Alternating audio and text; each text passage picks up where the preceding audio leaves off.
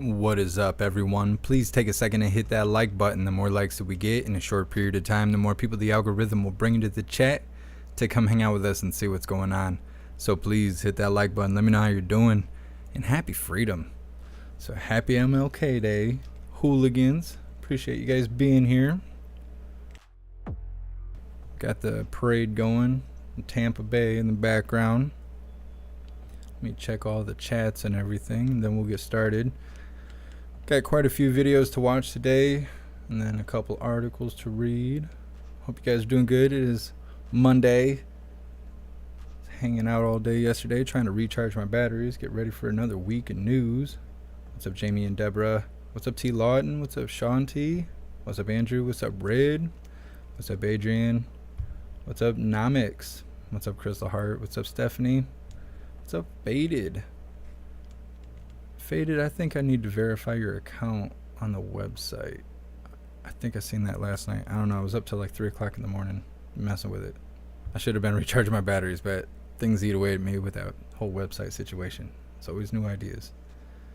What's up, Grey Wolf? What's up, Black Sheep? Appreciate you guys being here. Just let me read through this for a second. Okay, what's up, Christy? What's up, everyone on the JeffMAC Live YouTube channel? What's up, everyone on Twitch?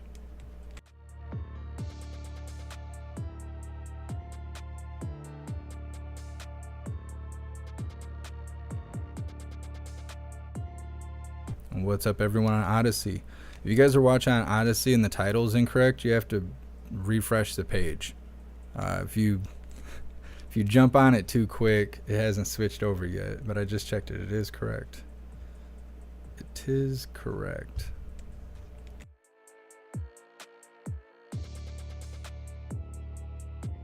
What's up, everyone on Rumble?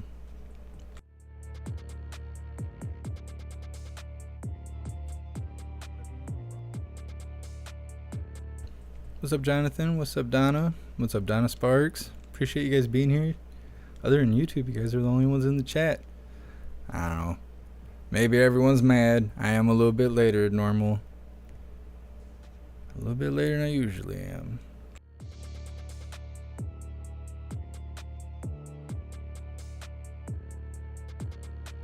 Alright, quite a bit to talk about today. So, we're going to be starting off with no press briefing. I kind of thought we would see Kareem today, but I guess not. But Old Man Walter was just speaking. We're going to play a video of him speaking yesterday at the Ebenezer Baptist Church. He was speaking just a few minutes ago at the National Action Network Martin Luther King Jr. Day breakfast. We're going to play a Fox News clip talking about classified documents that are being found all over the place. We're going to watch a short Trey Grouder clip with him describing how the media is handling all this classified documents and like differences and whatnot. I figured we could watch this and hear other people's opinions other than what we're actually seeing, because that's kind of the whole point. The whole reason why we even watched the White House press briefing is to compare what we're actually seeing versus how they display it to people who don't watch, things happen live. So this is going to be a little bit of that. We're going to watch a clip from Matt.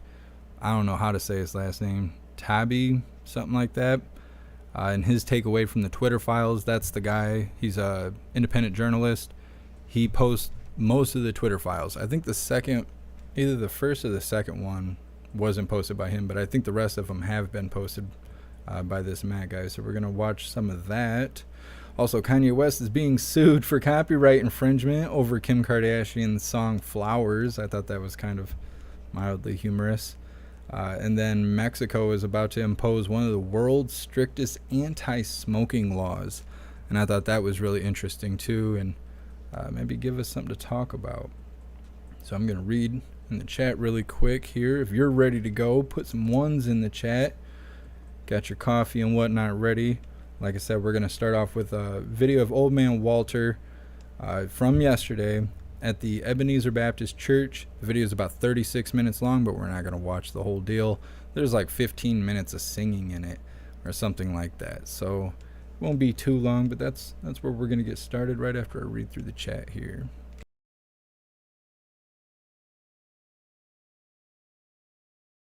What's up, Justin? What's up, Jeff?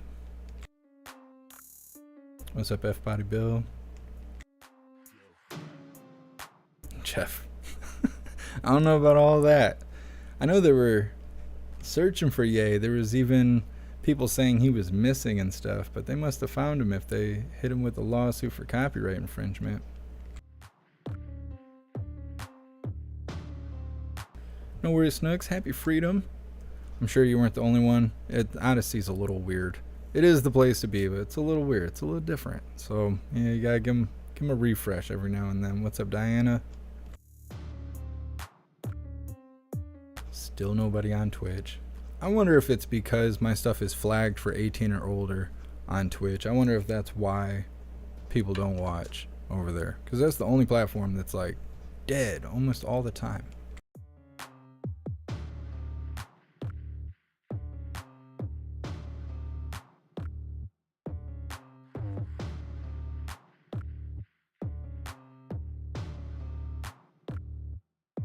Happy Freedom, Nini.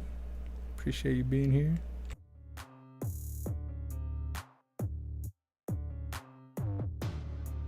Don't work too hard, Anna. What's up, Anthony? Happy freedom.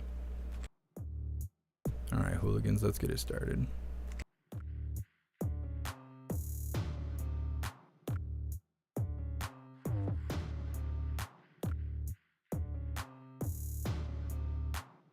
Like I said, this is Old Man Walter yesterday during a live. We didn't capture it live because yesterday was my day off. I was recharging my batteries. It's going to be about 15 minutes of view time. The video says 36 minutes, but we're not going to watch all that. Mr. President, until the pandemic, she was here every Sunday sitting in that seat. Can you imagine how intimidating it is to stand here and preach with Martin Luther King Jr.'s sister? Happy Freedom, Sam. What's up, Animated Adventures? You get to do that this morning.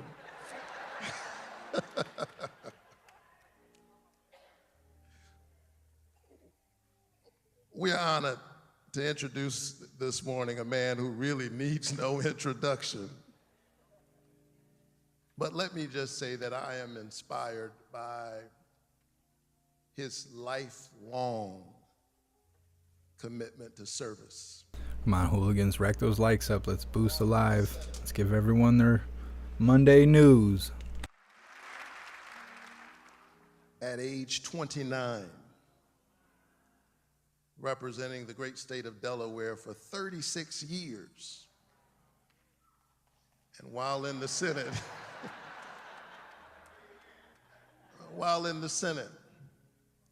working on too many bills and too many initiatives to name, but some of the things that come to mind are his work on the Judiciary Committee with the landmark legislation, the Violence Against Women Act.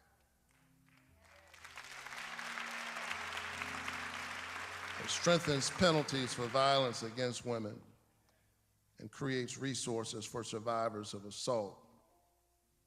His work on the Senate Foreign Relations Committee, 12 years, shaping American policy. But here's what he says. He says, America is an idea. America is an idea that is stronger than any army, bigger than any ocean, more powerful than any dictator or tyrant. It gives hope to the most desperate people on earth. Look at old man Walter sitting there like he's the king of the jungle. Like what he says rolls. Mufasa. That no matter where you start in life, there's nothing you can't achieve if you work at it. That's what we believe. That is what we believe, but it is also the reason we come each year to lift up Martin Luther King Jr. and so many others. Because Langston Hughes perhaps said it best, that America is the land that both is and is to come. We are pushing towards those ideals. And so we are inspired by his life of service. We are also inspired by the way in which he has transformed his pain into power. Joe Biden is no stranger to suffering and to grief. Prostitute. But his faith has sustained him through it all. Hello there, young He is a child. devout Catholic. This Baptist service might be a little bit rambunctious and animated. But I saw him over there clapping his hands.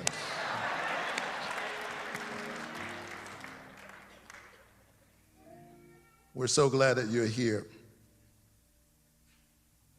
Many have come to the pulpit of Ebenezer Church. We've had presidents before. President Jimmy Carter has stood in this pulpit. What's up, Ocean Frog? President George W. Bush, Bill Clinton, Barack Obama. Yeah, but did you have anyone cool there? First president. Come on, First man. sitting president to deliver the sermon on a Sunday morning. What's up, Paul? Happy Freedom J Gaming.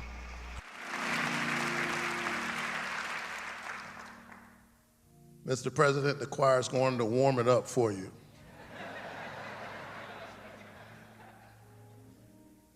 That's how we Baptists do.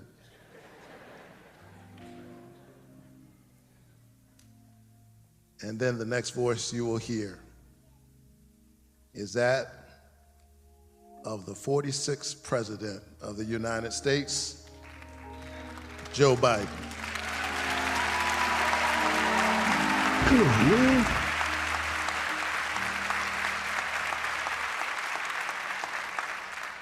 Yes, if you want to say that I was a drunk.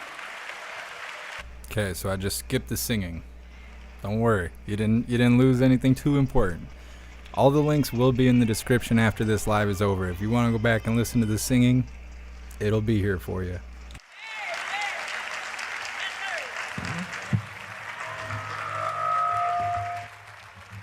There you go, old man Walter, wreck the system. You'll be the first president to go there and do that. He just blew the mic out. They had to give him a new one. They brought the backup. He's like, what's that smell? Can y'all hear me? Yo.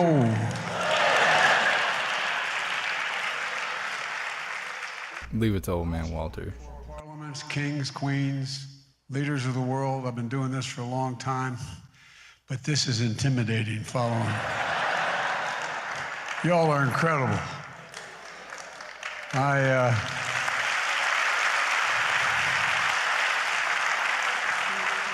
And let's lay one thing to rest. I may be a practicing Catholic. We used to go to 7:30 Mass every morning in high school and then in college before I went to the black church. Not a joke. Andy knows this. Andy, it's so great to see you, man. You're one of the greatest we've ever had. You really are, Andy. Andy and I took on apartheid in South Africa and a whole lot else. They didn't want to see him coming.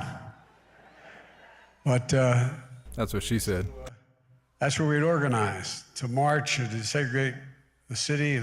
My state was, like yours, segregated by law. We were a slave state, to our great shame. And we had a lot of leftovers of the bad things that came from that period of time. But The prehistoric age. Happy Freedom Danny C. But I learned a lot, and I promise if any preacher preached to me back then, I'm not going to be nearly as long as you were. That's what he said. Actually, I have a bad reputation for speaking too long.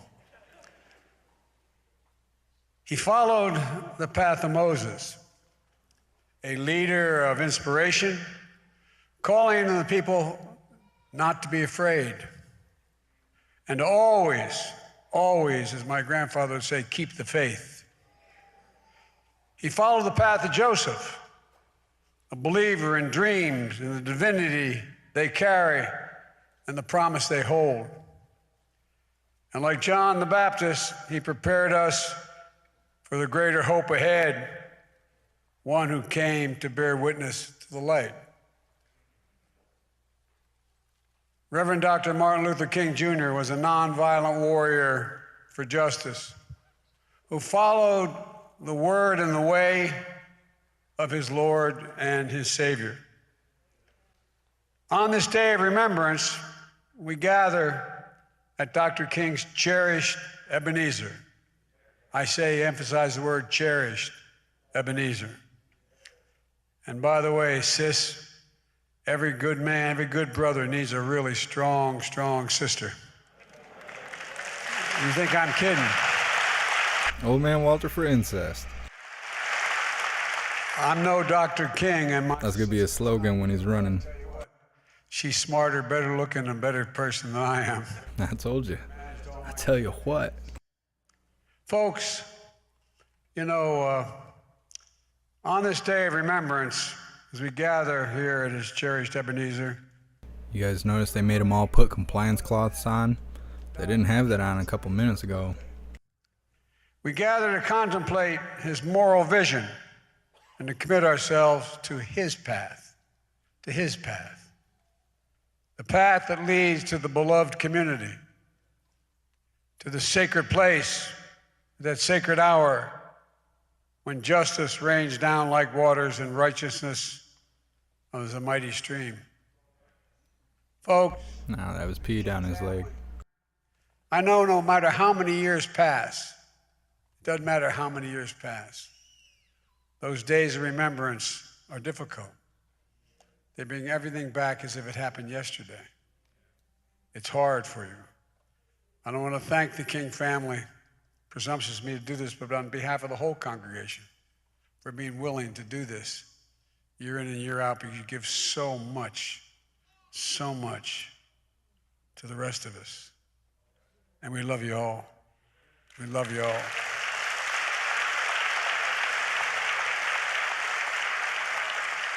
To fully honor Dr. King, we have to pay tribute to Mrs. Coretta Scott King, who we dearly miss. She led the movement that created the King holiday and so much more. In my view, this is her day as well.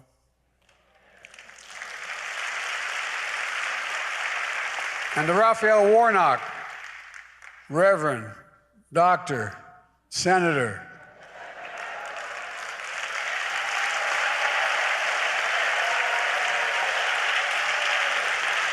congratulations on your historic victory.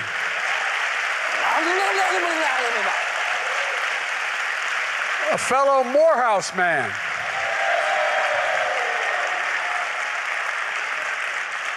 I've come to know a lot of Morehouse men.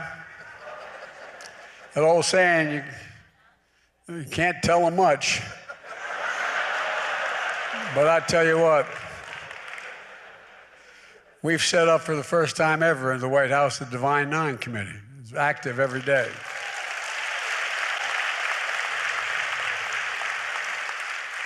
And I watch how the other graduates pick on the Morehouse man.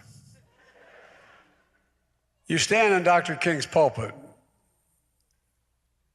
and you carry on his purpose. And this service doesn't stop at the church door. It didn't with Dr. King, it doesn't with you, and it doesn't with the vast majority of you sitting before me. I want to thank you for the honor of inviting me to be called to America's Freedom Church. And thank you to this congregation and to all the distinguished guests, elected and unelected officials that are here today, who've done so much over so many years, and so many young people are going to do so much more than we were ever able to do. What's your name, honey? It's good to see you. Maybe I can have a picture with you before I leave, okay? Hello there, young child.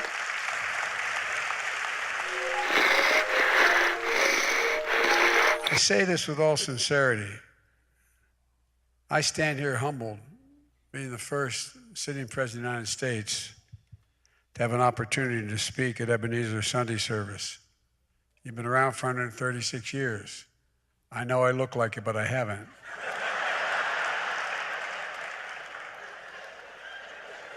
I'm God-fearing thanks to my parents and to the nuns and priests who taught me in school. But I am no preacher. But I've tried to walk my faith as all of you have. I stand here inspired by the preacher who is one of my only political heroes. I've been saying, and Andy's heard me say it for years, I have two political heroes my entire life. When I started off as a 22-year-old kid in the East Side in the Civil Rights Movement and got elected to the United States Senate when I was 29. I wasn't old enough to take office. And I had two heroes. Bobby Kennedy. I admired John Kennedy, but I could never picture him at my kitchen table. But I could. What's up, CB? I'm gonna grab some coffee. I'll be right back. Dr. King. And the fact is that, I stand here at a critical juncture for the United States and the world, in my view. We're at some of my colleagues are tired of hearing me saying, but we're at what we call an inflection point. One of those points in world history where what happens the last few years and will happen the next 6 or 8 years is going to determine what the world looks like for the next 30 to 40 years. It happened after World War II. It's happening again. The world is changing. There's much at stake. Much at stake. And the fact is that this is the time of choosing. This is the time of choosing. Direct choices we have. Are we a people who will choose democracy over autocracy? Couldn't ask that question 15 years ago. Everyone thought democracy was settled, not for African Americans, but democracy as an institutional structure was settled. Remix. But it's not. It's not. We have to choose a community over chaos.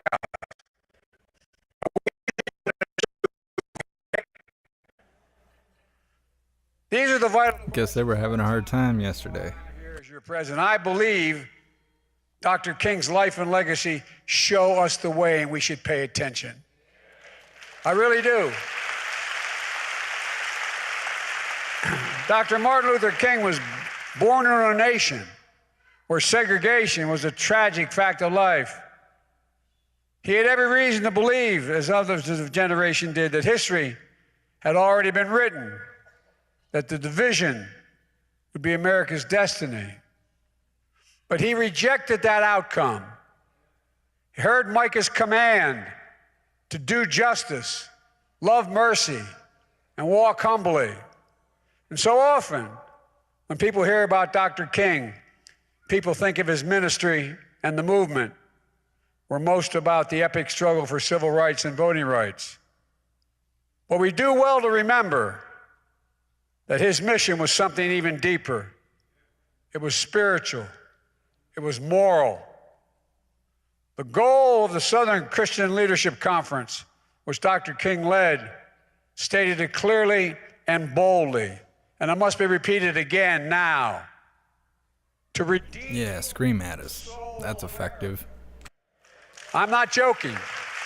To redeem the soul of America. Prostitute. What is the soul of America? It's easy to say, but what is the soul of America? Well, you're trying to trade it. The breath, the life, the essence of who we are. The soul makes us us. The soul of America is embodied in the sacred proposition that we're all created equal in the image of God. That was the sacred proposition for which Dr. King gave his life. It's a sacred proposition rooted in Scripture and enshrined in the Declaration of Independence. A sacred proposition he invoked on that day in 1963 when he told my generation about his dream.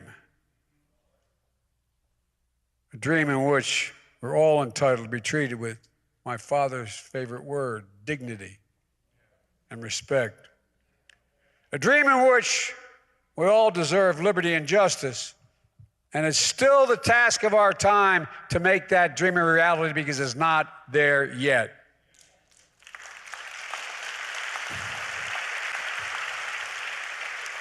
To make Dr. King's vision tangible, to match the words of the preachers and the poets with our deeds.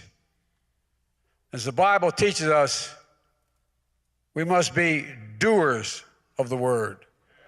Doers of the word. The battle for the soul of this nation is perennial. It's a constant struggle. It's a constant struggle between hope and fear, kindness and cruelty, justice and injustice, against those who traffic in racism, extremism, and insurrection. A battle fought on battlefields and bridges, from courthouses and ballot boxes to pulpits and protest. And at our best, the American promise wins out. At our best, we hear and heed the injunctions of the Lord and the whispers of the angels. But I don't need to tell you that we're not always at our best. We're fallible. We fail and fall. But faith and history, Like old man Walter on the stairs. joy cometh in the morning.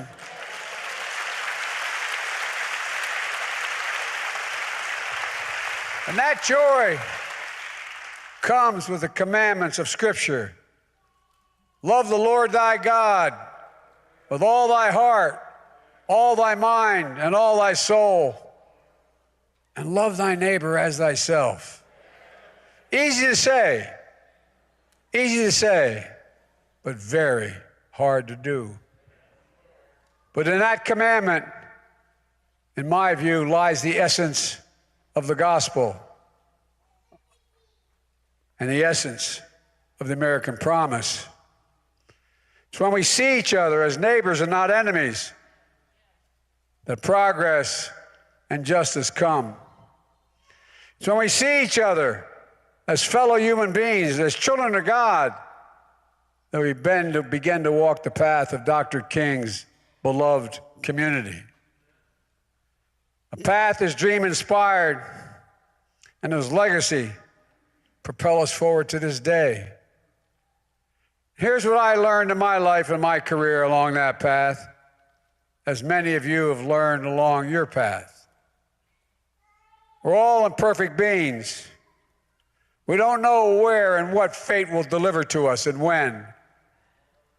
But we can do our best to seek a life of light and hope. Jonathan says that it seems like he gets his speeches from The Walking Dead. Truth. That's what I try to do every day. He tries to sound so dramatic every time he speaks. Like he's really saying something.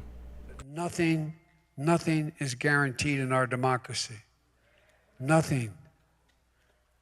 Every generation is required to keep it, defend it, protect it, to be repairers of the breach. And to remember that the power to redeem the soul of America lies where it always has lay, in the hands of we the people. He got to talking about lying and got scared and tongue-tied at the same time. I was vividly reminded of that truth on the south lawn of the White House. I believe you were there, both of you, both your senators. Mercedes, he is The Walking Dead. You're not wrong. Kamala Harris.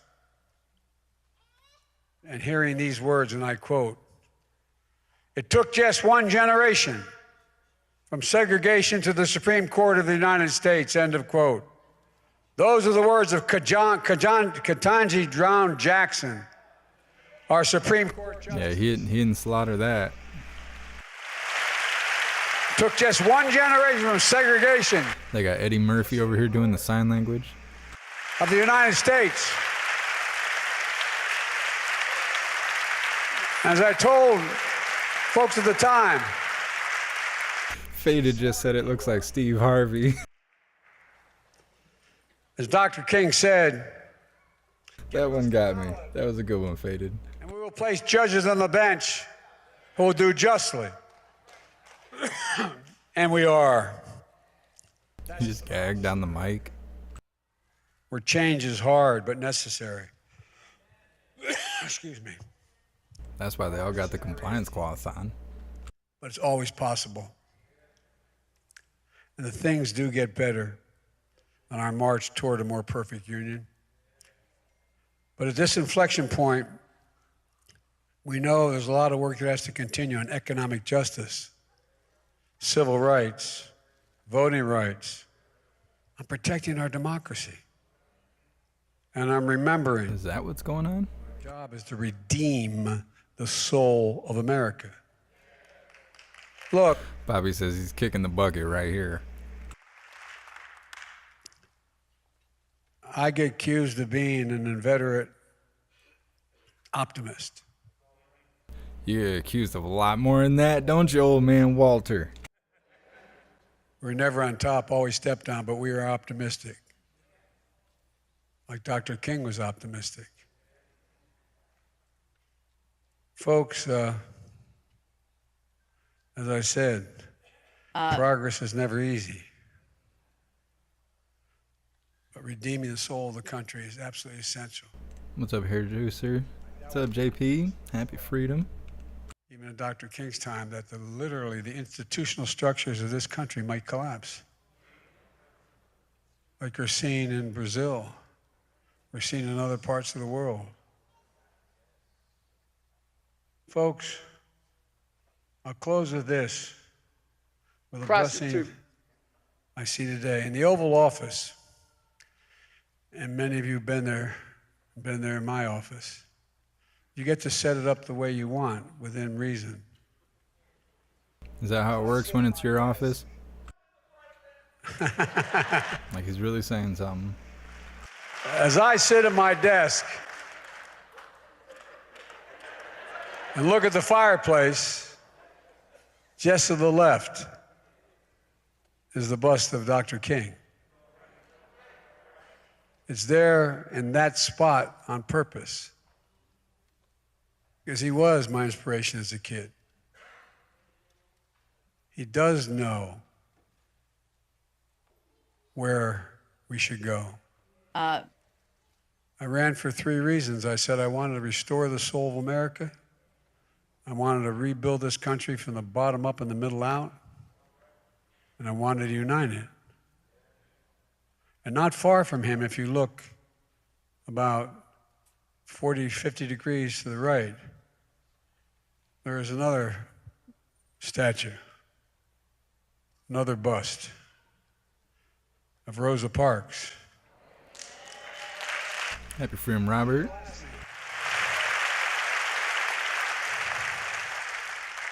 Why? I say, and I put in my words, she just say, I've had enough. I've had enough. Folks, I kind of think that could be taken offensively.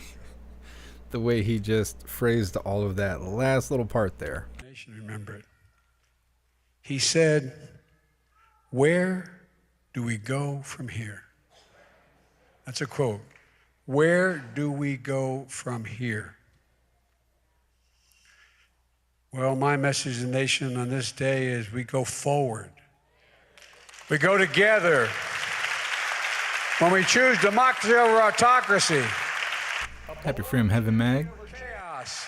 When we choose believers in the dreams, to be doers, to be unafraid, always keeping the faith. Every time I walk out of my Irish Catholic grandfather's home up in Scranton, Pennsylvania, his name was Ambrose Finnegan. And he'd yell, Joey, keep the faith. And my grandmother, no, Joey, spread it. Spread the faith. No, I'm serious. Hold up now.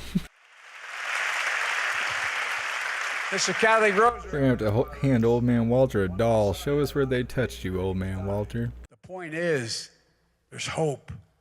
There's always hope. We have to believe. And ladies and gentlemen, It all makes sense now. That was Dr. King's path, in my view. Path to keeping the faith. Happy Freedom Shadow Patriot. Folks, for God's sake, this is the United States of America. The United States, there's nothing beyond our capacity. Nothing beyond. Heaven Mag, does your shirt glow in the dark? No, it doesn't glow in the dark, but it is UV reactive. We're a land of dreamers and a land of doers. Nothing's beyond our capacity. And the gospel song that Dr. King loved, as I understand, he always told he did, we've come too far from where we started. Nobody told me that the road would be easy. I don't believe he brought me this far to leave me. He did not go this far to leave me. My fellow Americans, I don't think the Lord brought us this far to leave us. I really don't. I think they're pushing him out the door. He thinks it's a standing ovation. They're just ready for him to wrap it up. God bless Dr. Martin Luther King and his family.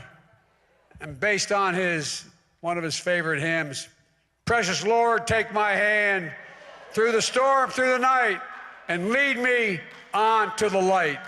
May God bless you all, and let's go find the light. We can do this. I made it. He's just talking crazy.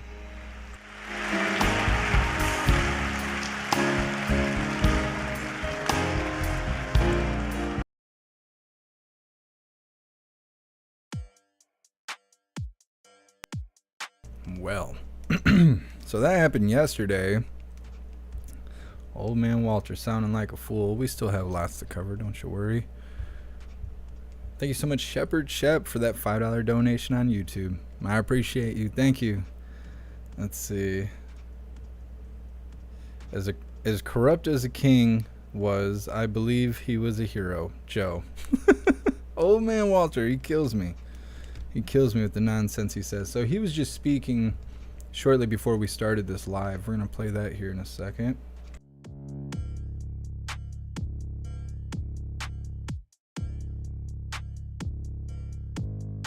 Transformative.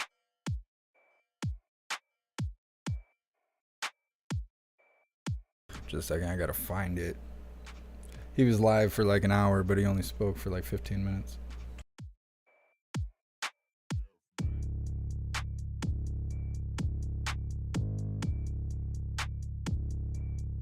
And honestly, I might be putting myself in a situation. I'm supposed to leave in 2 minutes, but I'm not going to do that because I showed up late.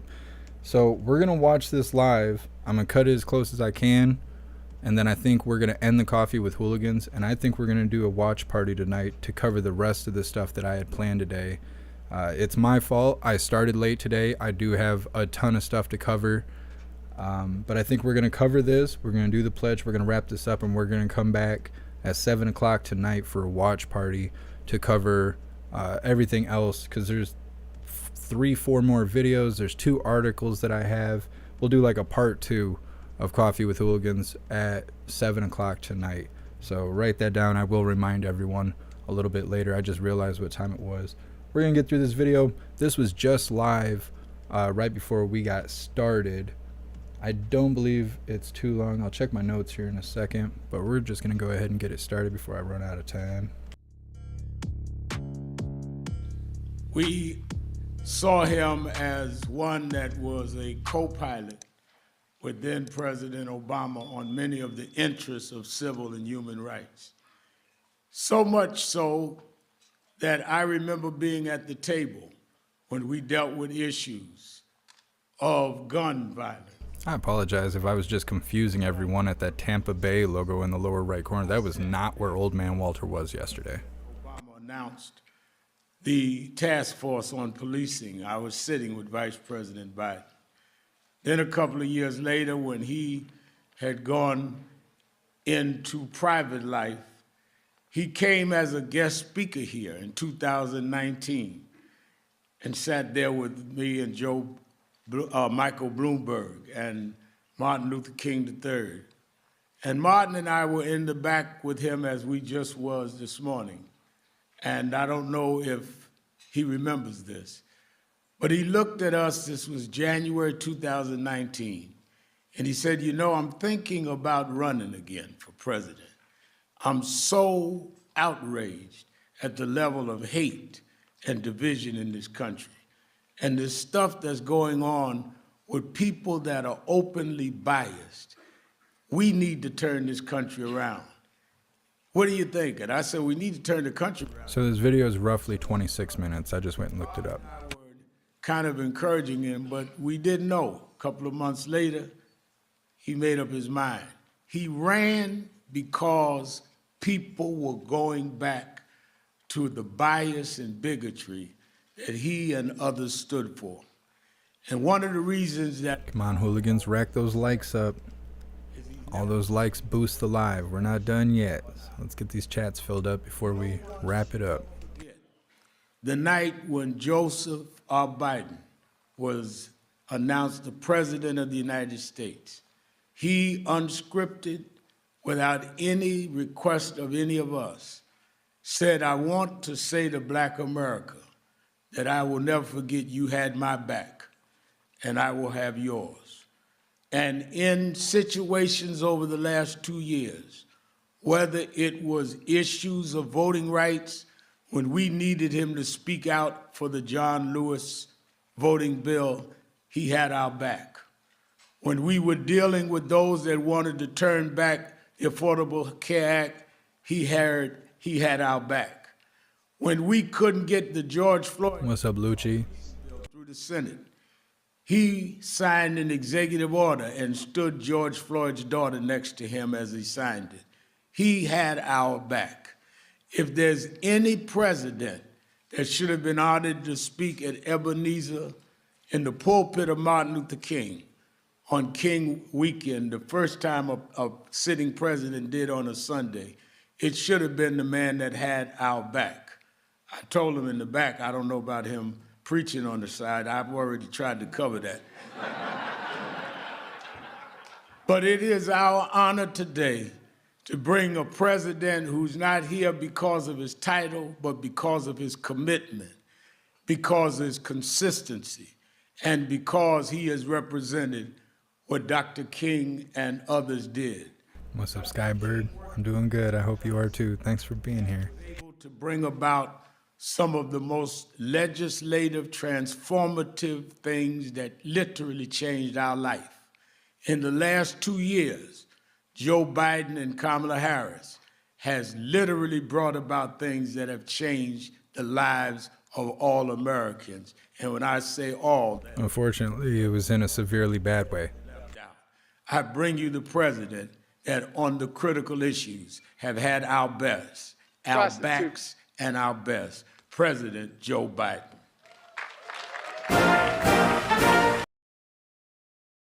Old man Walter, do the shuffle for us. Oh, he about biffed it right there on the stairs.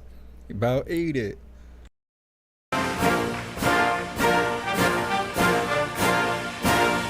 He looks scared. Just pulls a microphone from underneath the stage. Uh-oh, more mic issues. Hello, no ho. Okay. What did he say? Rev, thank you very much. What's up, Mitchell? Thanks for being here. And and quite frankly, thank you for your partnership. You've been a good friend for a long time. It's an honor to spend King Holiday with the National Action Network and with the King family, Martin and family. And understand, there's Martin III, we celebrate a legacy of your beloved father and mother. They worked for the beloved community, but congratulations today, the honorees, including your wife, who I understand is birthday today? Well, look, my wife has a rule in her family. When somebody's birthday, you sing happy birthday. You ready? Happy birthday to you. Does he realize he's committing copyright infringement to Disney? Disney owns the rights to this song, so if you publicly sing it, you're committing like huge copyright infringement. I want to see Disney take down Old Man Walter. But you got to put up with it. And Nancy Pelosi, who I think is literally, not figuratively, the greatest leader, House Speaker in American history. And Mignon Moore, a mover and a shaker in politics, and Ray Curry, a true champion for the dignity of workers. And everyone here, From the civil rights community and Congress, it's wonderful to be with you on this special day. Yesterday morning, on what would have been Dr. King's 91st birthday, I attended Sunday services at Ebenezer, and it was deeply meaningful and moving for me. It was because we face another inflection point in our nation's history, one that's going to determine what this country looks like several decades from now. You know, this is a time for choosing. Will we choose democracy over autocracy, or community over chaos, love over hate? These are the questions of our time that I ran for president to try to help answer, and that Dr. King's life and legacy, in my view, show us the way forward. We just have to look back. We got to be prepared. With all of you here, together we made some important progress. 2 years ago, our economy was on its back, flat on its back. People were hurting, particularly minority communities. Black Americans and other people of color were disproportionately hit. And Kamala and I and our administration acted decisively with the help of people in this room to not only rescue the economy from a pandemic downturn, but to lay the foundation for a stronger and more resilient and more equitable economy for decades to come. If you hold just a second, one of the things that I wanted to, it's a slight digression, but one of the big issues was with the pandemic. I wanted to make sure that we spent the time, effort, and had the mechanism to make sure that minority communities were not left behind, that we're not left in the lurch. And the highest percentage of workers, minority communities, were treated as, I mean, it was a single effort we had. And I'm very proud of the folks who ran that show that we got it done. We got it done. You know, I'm of the view, and have been my whole career, which is only a couple years, I know I don't look that way. But I'm tired of trickle-down economics. You and I have never liked it, have we? And I think the economy, the way it should grow in America, is from the bottom up and the middle out. That way, poor folks have a shot, middle-class people do well, and the wealthy still do very well. They still do very well, but they start to pay their fair share. 2 years in, it's clearer than ever that I think our economic plan is working. We've created nearly 11 million jobs, the strongest job growth on record for any president at this point in history. The unemployment rate is the lowest it's been in 50 years, and black unemployment is near record lows. Wages for black workers are up, 2 strongest years ever for small business creation, including black small businesses. Across the board, American families have a bit more breathing room. More black Americans have health insurance than ever in American history. And as of this 1st of January, our legislation is kicking in from last year. Insulin now is capped at $35 a month for seniors on Medicare, instead of paying up to hundreds of dollars a month. And big pharma,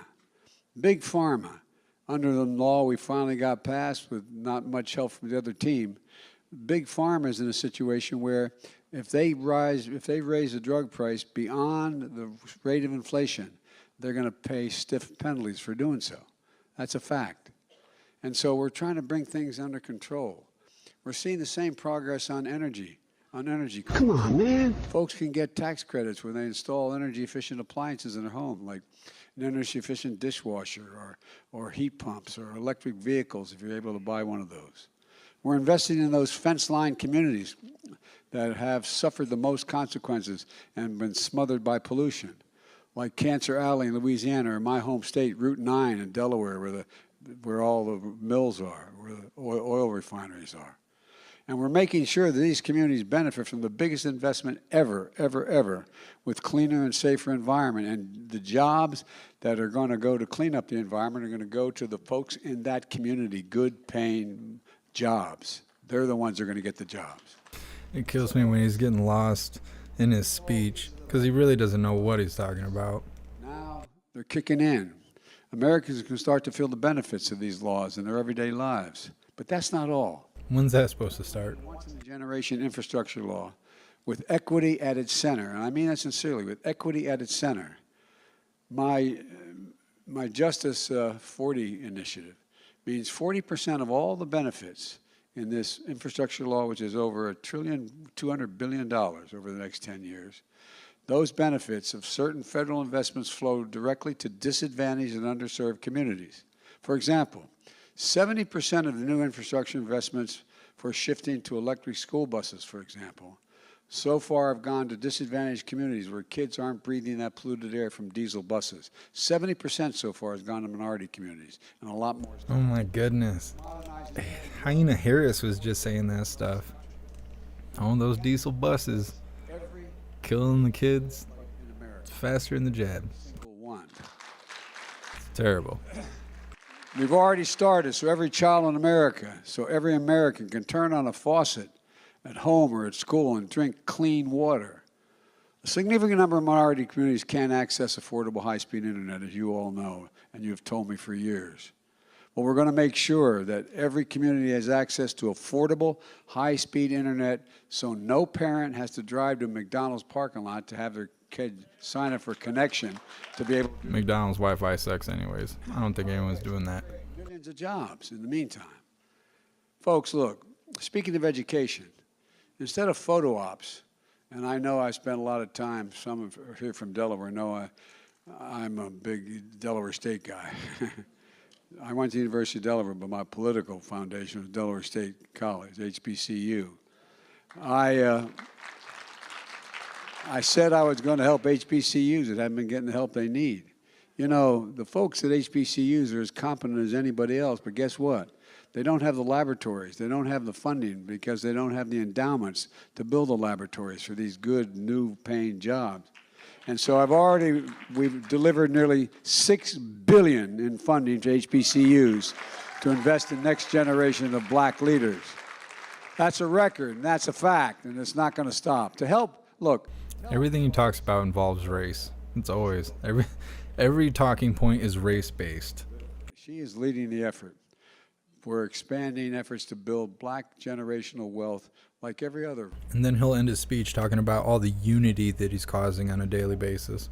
Invest in the equity in their homes. That's how it got built. You know, if you build, in the last 25 years, if you build a housing development on one side of an interstate highway. Okay, Guardian, so that must be what's wrong with me. I rode those buses as a kid. Yeah, we need to just start blaming the buses. Any and all problems we have, we're going to blame the bus. Next time we see a protest, we're going to be like, did you guys blame the buses, though?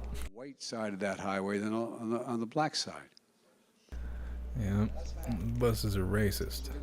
Aggressively combat racial discrimination in housing, including working to restore the rule that says if a community gets a federal housing aid, it's not enough just to say it won't discriminate. It has to be meaningful, affirmative steps to overcome patterns of segregation and give everybody a fair shot that lives there. The same thing. And by the way, if you live in one of those neighborhoods and you have the same exact car I have in the other neighborhood, you pay more for your insurance than that side. No basis for it. None at all other than you're black. Like I say, every single day now, they create problems that most people think are silly, but then they create solutions, and they feel that all of us have to abide by them. So he just said that federal housing needs to now track people by their color to make sure it's fair. It's for the greater good. We're launching a $1 Stupid. Or he thinks we're stupid, one or the other. That Nancy made sure we got passed, Nance. Thank you.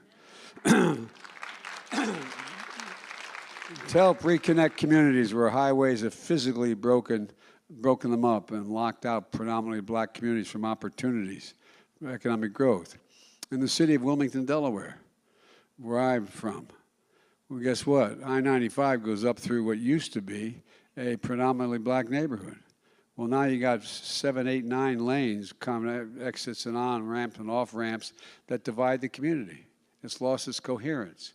Well, there's remediation money in the infrastructure bill to be able to pave over that, to have so that's a tunnel instead of you put parkland in there, put recreation facilities in there, community centers in there.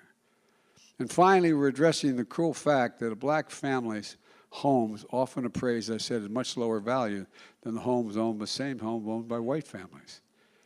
Black small businesses are the engines and the economic glue of any community. I need not tell anybody in this room. Restaurants, law firms, barber shops, beauty shops.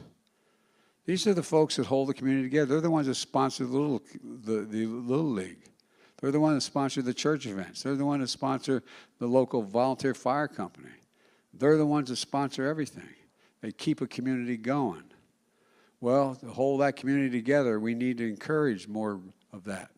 So I'm proud I signed a law that permanently authorizes the Minority Small Business Development Agency for the first time in our history. And it gives expanded authority to help even more black-owned businesses grow. My administration also oversees hundreds of billions of dollars in federal contracts, from everything from refurbishing the deck of an aircraft carrier to installing handrails in a federal building. Well, I determined a long time ago when I first got in that, you know, there's a law that was passed in the late 30s, 1930s, that says that if you, in fact, are going to spend taxpayers' dollars and the president has to authorize where that's spent, it should be spent by on American-made products by American businesses. Well, guess what? We're doing it. And an awful lot of people are going to work. An awful lot of people are going to work. And folks, in that... Is that what they were doing when they were paying Twitter to silence Americans? I made a commitment, increasing from what is now roughly 10% of those contracts going to minority businesses to 15%. To 15% by 2025. And the share of those dollars are going to go to small business and disadvantaged businesses, including black and brown-owned businesses. That's going to mean an additional $100 billion going into the creation of these small businesses. $100 billion. And we're doing all this while being fiscally responsible. We're making sure the wealthiest and biggest corporations finally start paying their fair share. Far from it so far. You know, if you hold a second, we're talking about, you've heard me say, and I apologize for repeating it, there are over 55 companies in the Fortune 500 companies that made $40 billion in 2022, or 2021. You know how much they paid in taxes? Zero. Not one single penny. But if you're a local cop, you're a local firefighter, you're a local nurse, you're going to pay 24 to 26%. And they're paying zero. Well, we increased the corporate minimum tax. I want to go back at it. Increased the minimum tax to 15%. Now, that's not a whole lot for one of these major corporations. But no one, and by the way, no one earning less than $400,000 a year pays a single penny more in taxes. But 15% seems to me to be a bare minimum when a corporation making tens of billions of dollars should be paying. And we're making this progress at the same time, reduce the deficit. You know, you're going to talk about big spending Democrats again? Guess what? I reduced the deficit last year. Yeah, old man Walter, whisper to me. Give me that nice whisper voice. Federal deficit is down. I don't know why he does that. $1 trillion+. Look how crazy he looks. And there's going to be hundreds of billions reduced over the next decade. But so what? These guys are the fiscally, they're fiscally demented, I think. They don't quite get it. To deliver equal justice under the law, we're building a federal bench with judges that reflect all of America. Your dad talked about, give me judges and we'll straighten things out. Fair judges. Well, guess what? You probably heard of a lady called Ketanji Brown Jackson.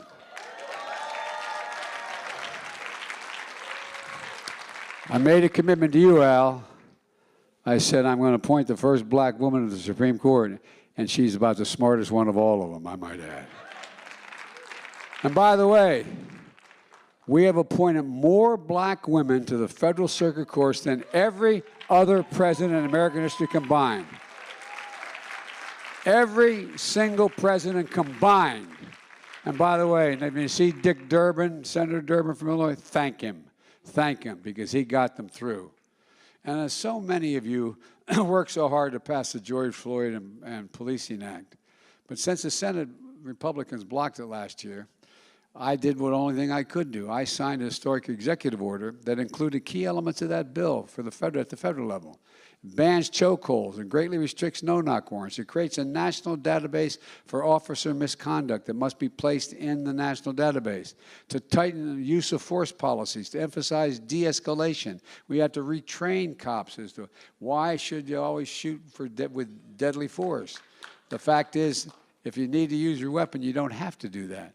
And look, to call a fresh approach to recruit and how we recruit, how we hire, how we train, how we promote, and how we retain law enforcement that come from the neighborhoods that they serve and know the people they're charged to protect.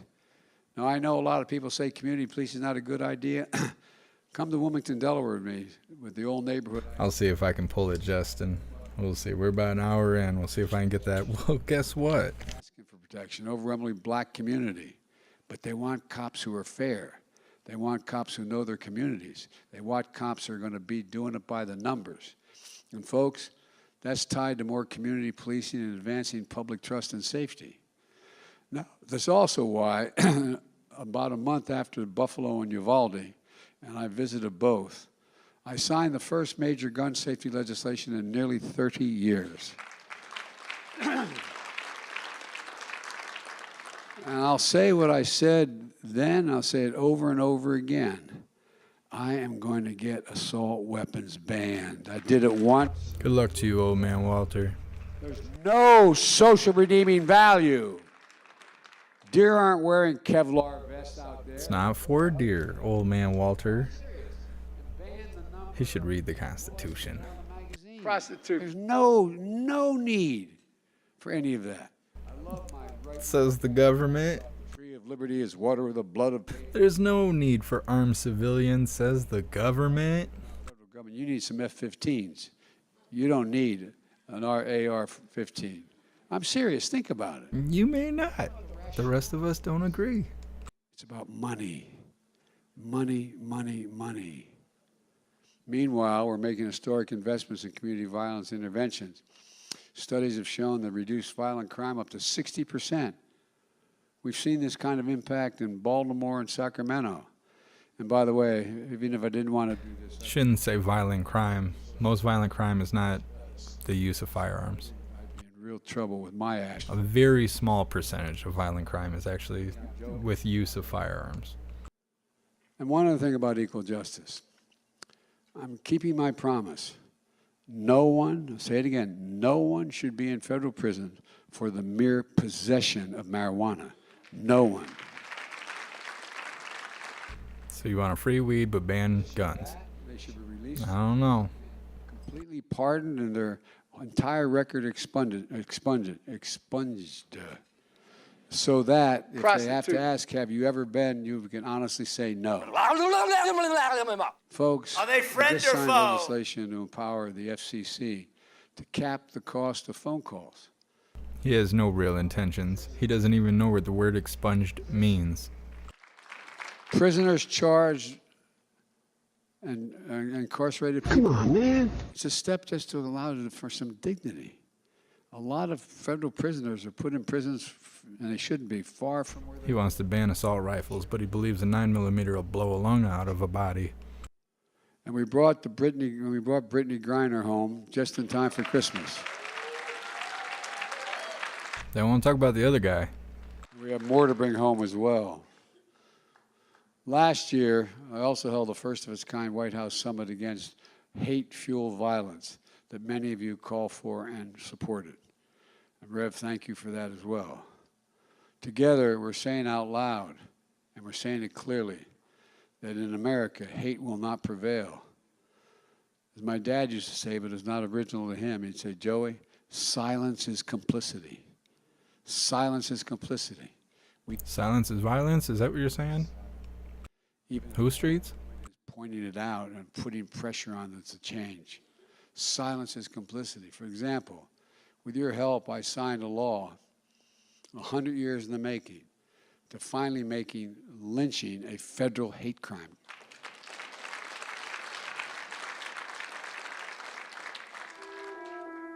To silence, as your dad said, the crying voice of little Emmett Till, screaming from the rushes of the Mississippi. Several. Folks, it takes too long. And you've just shown me at the bill signing for other victories to enshrine marriage equality into the law, to make Juneteenth the first new federal holiday since the establishment of Dr. King's holiday. The idea, if we can hold a second here, the idea that we're supposed to remain silent on the abuses of the past, as if they didn't occur, that's not being woke, that's being honest. That's talking about history. Well, folks, but we have a lot of unfinished work to do, though. What, are they trying to move away from the woke stuff? We have to keep building on it and defend our progress, because this new Congress,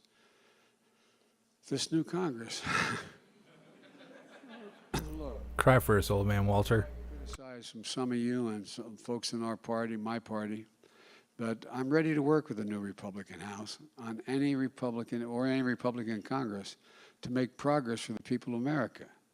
But like many Americans, I was disappointed to see the very first bill that the House Republicans, and Nancy, you probably rolling over when you saw it, are bringing to the floor that would help the wealthy people and big corporations cheat on their taxes at the expense of ordinary middle-class taxpayers.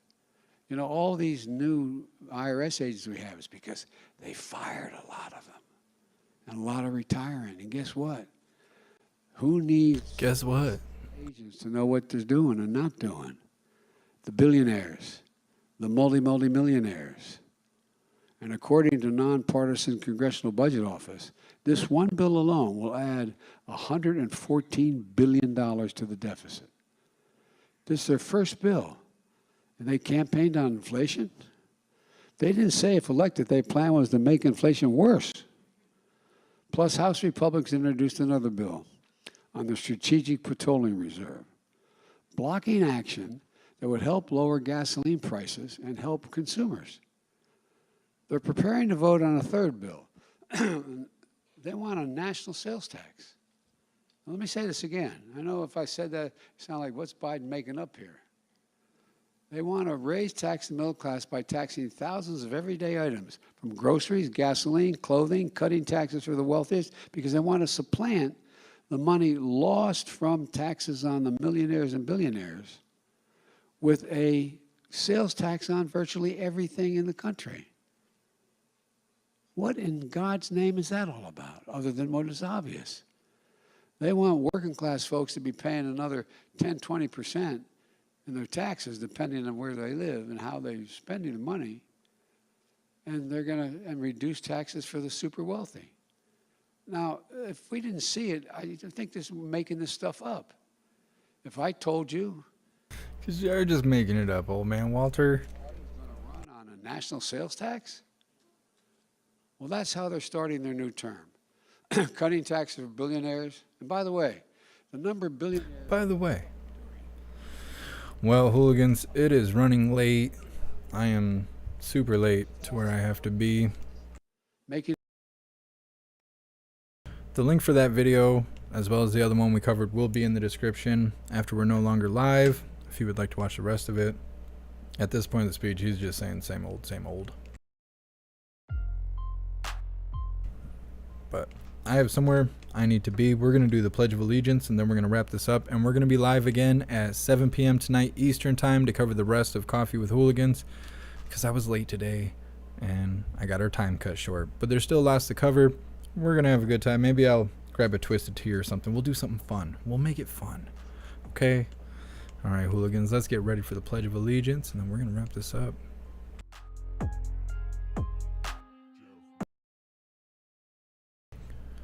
All right, please join me for the Pledge of Allegiance. I pledge allegiance to the flag of the United States of America and to the republic for which it stands, one nation, under God, indivisible, with liberty and justice for all.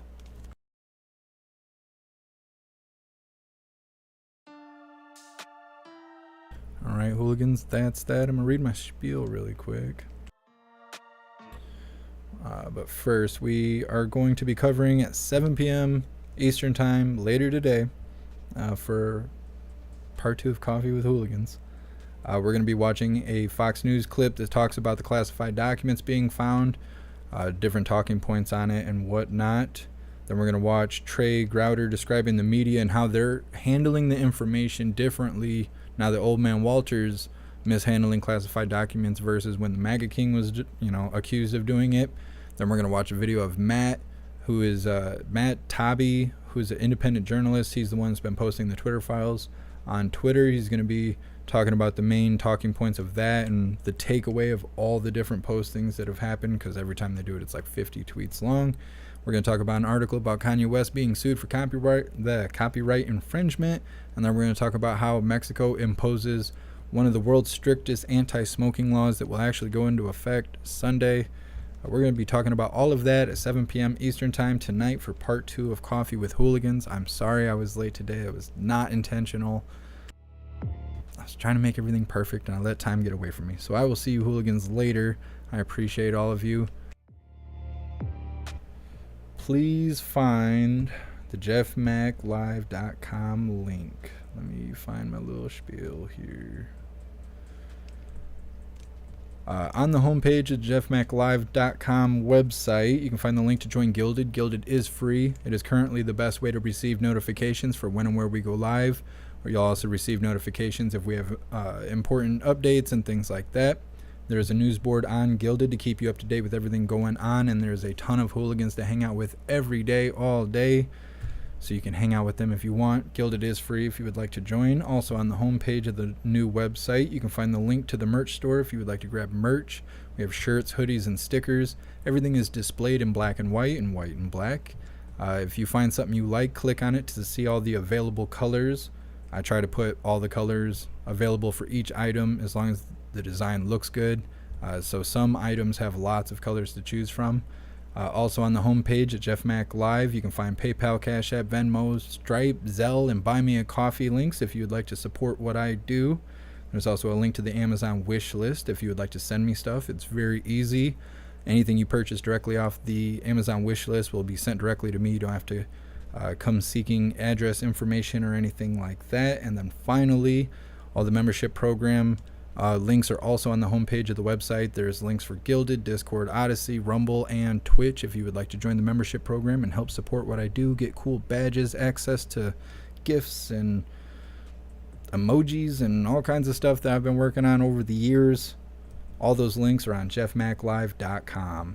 I appreciate you hooligans for sticking with me today. Even though I was late, I suck. I know. We'll talk about it at 7 o'clock Eastern Time tonight. Big shout out to everyone that made donations, joined the membership program, or purchased any merch. I appreciate all of you, and I would not be able to do this without you.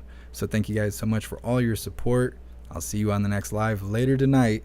Until then, stand tall, shine bright, and that's a wrap.